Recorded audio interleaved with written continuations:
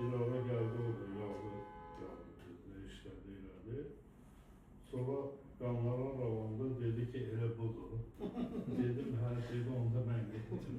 Ne bir şey qanarada yoktur ki, bir işin imici var. Yaxşıdır ki siz o qanlara baxmıyorsunuz. Sağ ol İsmail.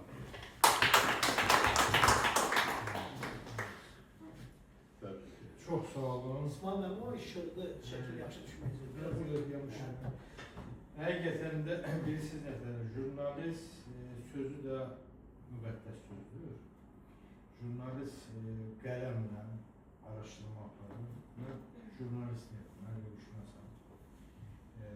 Beynəlxalq müdafiəçisi olaraq, beynəlxalq eksperti, müdafiəçilər doktoru. Mən müdafiəmi də İndiya dövlətində eləmişəm, rəsmi.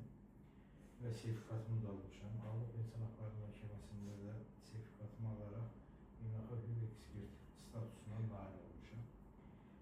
Arahedi Toçka Media İnformasiya Agentliyinin də rəhbəriyəm.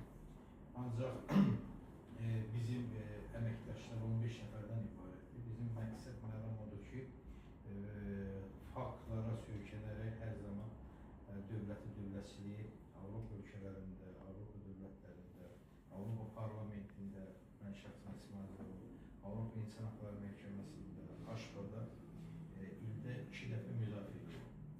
Faktlara əsasən. Müdafiədə layiqdirlər ki, müdafiə edilir. Və əsas odur ki, bilirsiniz, jurnalist adını daşıyırlarsa, qələm əhli daşıyırlarsa, bunlar şantajla, rəkidliklə, işlərlə məşğul olmalı deyirlər. Sırf siz ziyalı şəxslər, sizin yanınızda jurnalistika haqqında heç nə danışırsınız. Ona görə ki, siz qələmin sahibisiniz. Siz qələmlə araşdıraraq həmişə əvvəl məsələn indi saytlar var, əvvəl qazetlər idi, çətin zaman nə idi? Bugünlər şükürlər olsun ki, 21-ci əsrdir.